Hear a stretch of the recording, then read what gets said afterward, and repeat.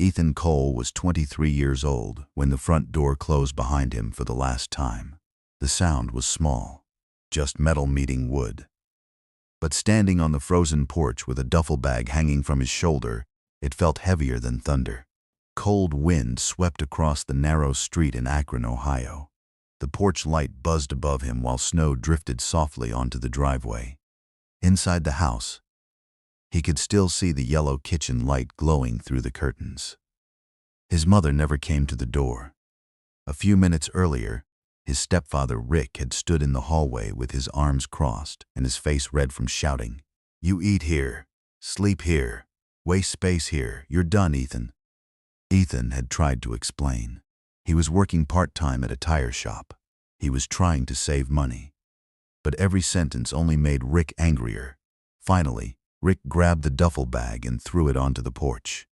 "Figure your own life out." Then the deadbolt clicked shut. Now Ethan stood alone with $38 in his wallet and nowhere to go. Cars hissed across wet roads nearby. Somewhere down the block, a dog barked behind a fence. Ethan shoved his hands into his coat pockets and started walking, because standing still hurt too much. The city bus station stayed open all night during winter. He figured he could sit there until morning. Snowflakes landed in his hair as he crossed empty streets. His chest felt hollow, not angry, not even sad yet, just hollow. Halfway to the station, his phone buzzed unknown number. He almost ignored it. Instead, he answered quietly. "Hello?" A calm older voice spoke. "Is this Ethan Cole?" "Yes. My name is Daniel Mercer. I'm calling from Mercer and Pike Attorneys. I handled your grandfather's estate." Ethan slowed beneath a flickering street lamp. "My grandfather died 3 years ago." "Yes," the man replied, "but a property transfer issue was recently resolved. According to the documents, your grandfather left you sole ownership of his farmhouse outside Dayton." Ethan frowned. "Farmhouse? The address is Blackwood Road. The property has been vacant for years." Ethan barely remembered the place. One summer there as a child. A porch swing, cornfields, an old brass lantern hanging near the kitchen window. "There must be a mistake," Ethan whispered. "There isn't." The lawyer paused. "There's one more thing. Your grandfather specifically requested that you receive the house only after you no longer had a home to return to." Snow drifted silently around him. For the first time that night, Ethan stopped walking, and somewhere deep inside the cold emptiness growing in his chest, something small began to move again. The farmhouse sat alone at the end of Blackwood Road, like something the world had forgotten. Ethan arrived just after sunrise the next morning on an old county bus that smelled like wet coats and gasoline. The driver dropped him beside a rusted mailbox, leaning sideways in frozen grass. The house stood nearly half a mile down the dirt road. Gray clouds covered the Ohio sky, while dead corn stalks rattled in the wind around the empty fields. Ethan pulled his duffel bag higher on his shoulder and walked slowly toward the property. The farmhouse looked worse than he remembered. The front porch sagged badly on one side. Several windows were cracked. Part of the roof had collapsed near the barn. Weathered paint peeled from the walls in long strips. Even the air felt tired there. Ethan climbed the porch steps carefully. The wood groaned under his boots. He unlocked the door using the key mailed by the lawyer and stepped inside. Dust floated through weak morning light. The house smelled like old wood, rainwater, and time. Furniture still sat where his grandfather had left it years ago. A couch covered with white sheets. A kitchen table with one chair pulled out. Old boots beside the door. It looked less abandoned than paused. Ethan walked deeper into the house quietly, hearing only the floorboards creak beneath him. In the kitchen, a brass lantern hung beside the window. The same lantern he remembered as a child. Something about seeing it there tightened his chest. He spent the next hour checking the rooms. There was weak electricity in part of the house, but no heat. Pipes rattled inside the walls. The upstairs ceiling leaked into a bucket placed beneath brown water stains. By afternoon, Ethan sat on the porch steps, wondering if the place was even worth saving. An old pickup truck rolled slowly down the dirt road and stopped nearby. A tall, gray-haired man climbed out. "You Ethan?" Ethan nodded cautiously. The man approached with stiff steps and weathered hands. "Name's Walter Green. Your grandfather and I worked these fields together for 30 years. Ethan shook his hand. Walter looked toward the farmhouse and sighed softly. Town figured this place would finally collapse after he died. "Honestly," Ethan admitted, "it still might." Walter chuckled once. "Your grandfather was stubborn. House got that from him." Before leaving, Walter glanced toward the kitchen window. His expression changed slightly. He still kept that lantern hanging there. "You remember it?" Walter nodded slowly. "Your grandfather never let anybody touch that thing."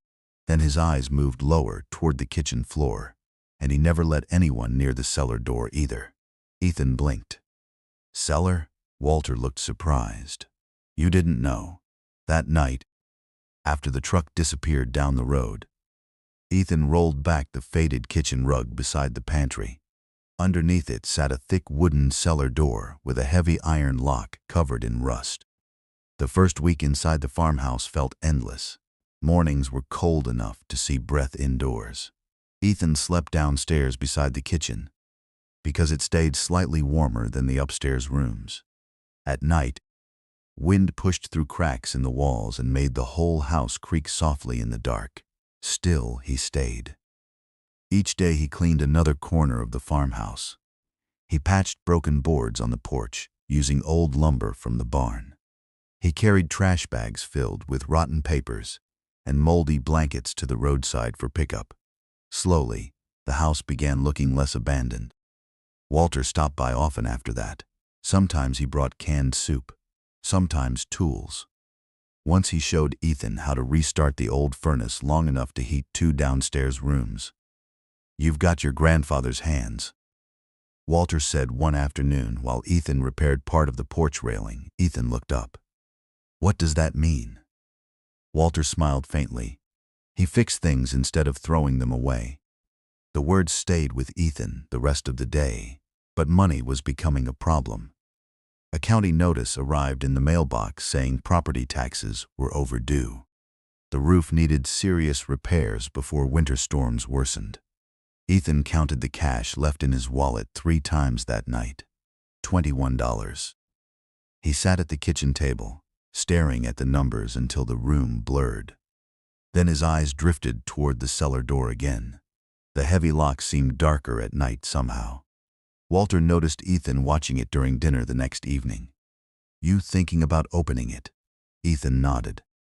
"Do you know what's down there?" Walter stayed quiet for a moment. "No, but your grandfather changed after 1987. "What happened?" Walter rubbed his rough hands together slowly. "Farm crisis hit hard around here. Families lost everything. Banks took land. Men disappeared overnight." He looked toward the lantern hanging beside the window. "After that year, your grandfather locked that cellar and never spoke about it again." Ethan followed his gaze. "The lantern?" Walter nodded. "He guarded it like gold." Later that night, after Walter left, Ethan climbed onto a chair beneath the lantern. Dust covered the brass surface. He carefully lifted it from the hook. The base felt strangely heavy. Frowning, Ethan turned it upside down and noticed tiny scratches near the bottom rim. He twisted carefully. The base loosened. Inside the hollow compartment rested a tiny rusted key wrapped in faded cloth. Ethan stared at it silently, while rain began tapping against the kitchen windows. Thunder rolled across the fields outside. The house groaned softly in the wind. And for the first time since arriving there, Ethan felt truly afraid of what waited below him.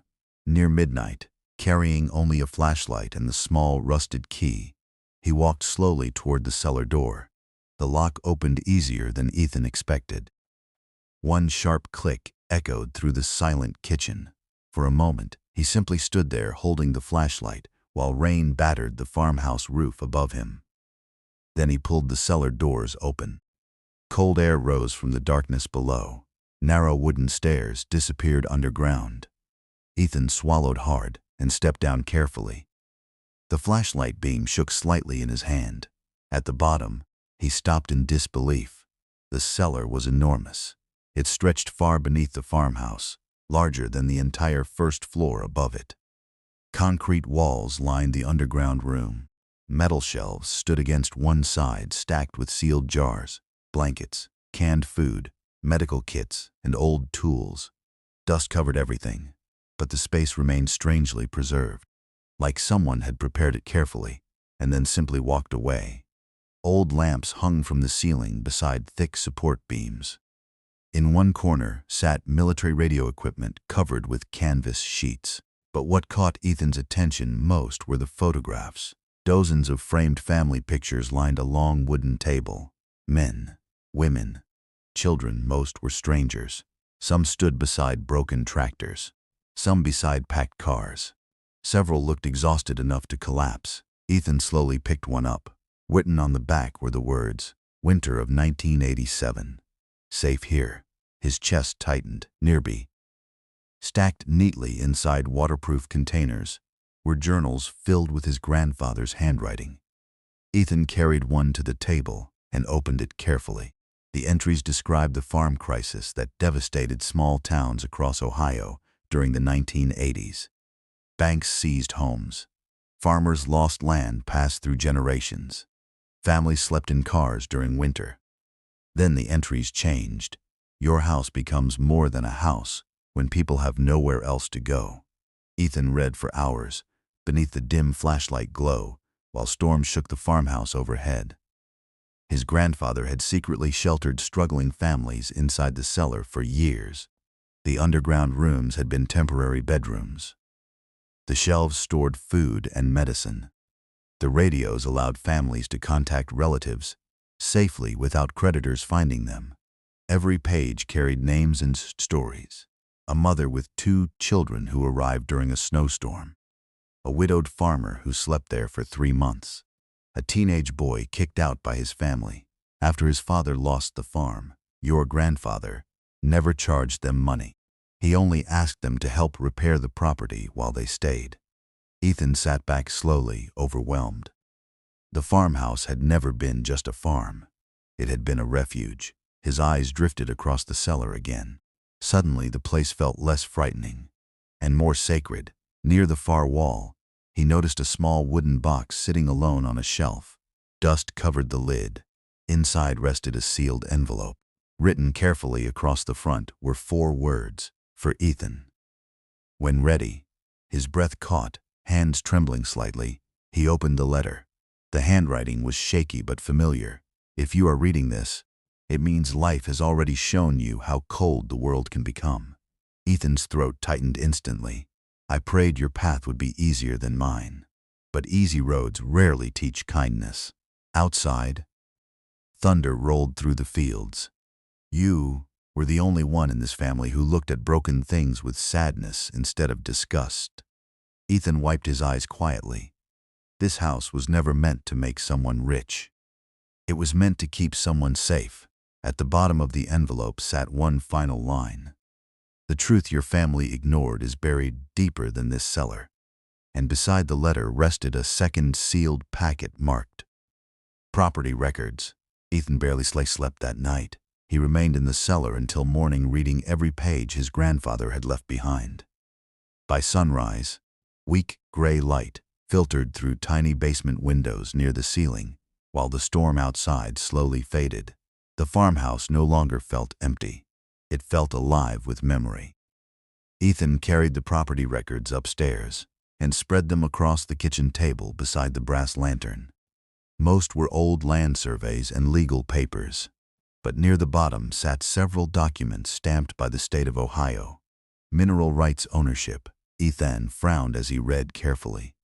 Decades earlier, energy companies had discovered valuable natural gas reserves beneath parts of the county farmland. Many struggling farmers sold their rights quickly for small amounts of money during the economic collapse. But Ethan's grandfather never sold his. The documents showed the rights still belonged entirely to the property. Ethan stared at the numbers printed across one page. The land was worth far more than anyone in the family realized.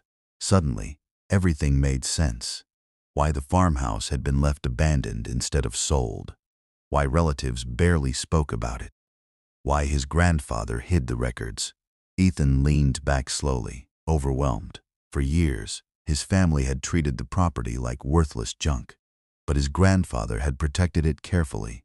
Not for money, for purpose. The final letter rested beside the papers. Ethan read one section again. People who know hunger remember hungry faces forever. If this house still stands when you find it, protect what it was built to do. Tears blurred Ethan's vision. No one had spoken to him with that kind of belief in years. Later that afternoon, Walter arrived carrying firewood. One look at Ethan's face told him something had changed. "You opened it." Ethan nodded quietly. Walter stepped inside slowly, while Ethan showed him the cellar. The old man stood silently for a long time beneath the underground lights. Finally, he removed his hat. "I knew your grandfather was helping people," Walter whispered. "But not like this." Ethan handed him one of the journals. Walter flipped through pages until he suddenly froze. His eyes landed on a photograph taped beside an entry. A younger version of Walter stood smiling beside a small tractor. "You were here?" Ethan asked softly. Walter nodded. "My family lost our farm in '87. His voice cracked slightly. "Your grandfather hid us here for almost 4 months." Ethan stared at him in shock.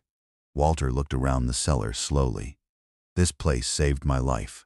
Word spread through town faster than Ethan expected. Within days, rumors about the mineral rights reached distant relatives. And late Friday afternoon, a black SUV rolled into the farmhouse driveway. Ethan recognized his mother's face immediately through the windshield. Beside her sat Rick. For the first time since throwing him out, they had finally come looking for him. The SUV door slammed hard enough to scatter birds from the dead fields nearby. Ethan stood on the porch, watching his mother, and Rick walked toward the farmhouse together. Cold wind moved across the property while dark clouds gathered overhead again. Neither of them asked how he was doing. Rick spoke first. "So the rumors are true." Ethan folded his arms quietly. His mother forced a weak smile. "We heard about the land value." The words landed exactly how he expected. Not "we missed you." Not "are you okay?" Only the land. Rick stepped onto the porch and glanced around with open disbelief. "This dump is sitting on that kind of money." Ethan stayed calm. "It's not for sale." Rick laughed once. "You can't seriously plan to live here. This house belonged to Grandpa. It belongs to family." Rick snapped quickly. The sentence hung heavily in the cold air. For years, Ethan had wanted his mother to defend him, to choose him once. Even now, she only stood quietly beside Rick with tired eyes fixed on the porch floor. Finally, she spoke softly. "We could all benefit from this, Ethan." Benefit. The word hurt more than shouting ever did. Walter arrived halfway through the argument carrying supplies in his truck. The moment he stepped out and saw Rick, his face hardened immediately. "You've got nerve showing up here." Rick frowned. "This is family business." Walter walked slowly onto the porch. "No," he said firmly. Family business was throwing this boy into the street. Silence followed. Walter turned toward Ethan. "Your grandfather told me years ago this would happen." Ethan looked up.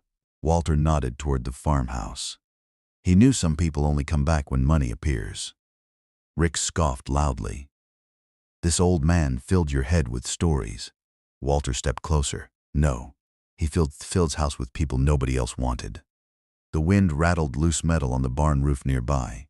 For the first time, Ethan realized something important. The farmhouse had given him more kindness in 2 weeks than he had received inside his old home for years. Rick demanded lawyers, threatened court, talked about entitlement and inheritance. But Ethan barely heard him anymore. His eyes drifted toward the kitchen window, where the brass lantern glowed softly behind the glass, a symbol of shelter, of second chances, of people left behind. Finally, Ethan looked directly at his mother. "I needed a home," he said quietly. "You let me lose one." Her eyes filled with tears instantly, but Ethan felt strangely calm now, not angry, Just finished. After another hour of threats and arguments, the SUV finally disappeared down the dirt road. The farmhouse grew silent again. Walter placed a hand on Ethan's shoulder. "What are you going to do now?" Ethan looked across the frozen fields surrounding the property, then toward the cellar below. And for the first time in his life, the answer came easily. "Fix it," he said. "Then keep the lights on for someone else." Winter settled heavily across Blackwood Road. Snow covered the empty fields in soft white silence, while smoke curled gently from the farmhouse chimney each evening. But the property no longer looked abandoned. The porch had been repaired. Fresh wood lined the barn walls. New windows reflected warm golden light into the snowy darkness outside, and every night the brass lantern glowed beside the kitchen window again. Ethan worked constantly through the cold months.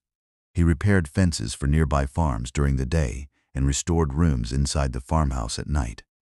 Walter helped whenever his knees allowed it. Slowly, the cellar changed too. Old storage rooms became simple bedrooms again.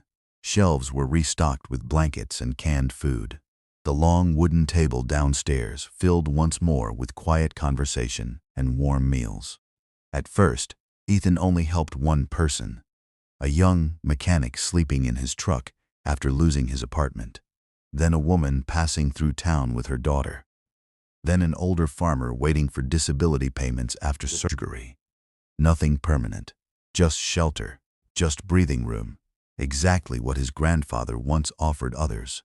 One snowy evening near Christmas, Ethan stood at the kitchen sink, washing dishes, when headlights appeared outside. A small sedan stopped near the mailbox. A teenage boy stepped out carrying a backpack. Ethan recognized the expression immediately. Cold, tired, nowhere left to go. The boy hesitated near the porch steps, while snow fell softly around him. Inside the warm kitchen, Ethan looked toward the glowing brass lantern beside the window.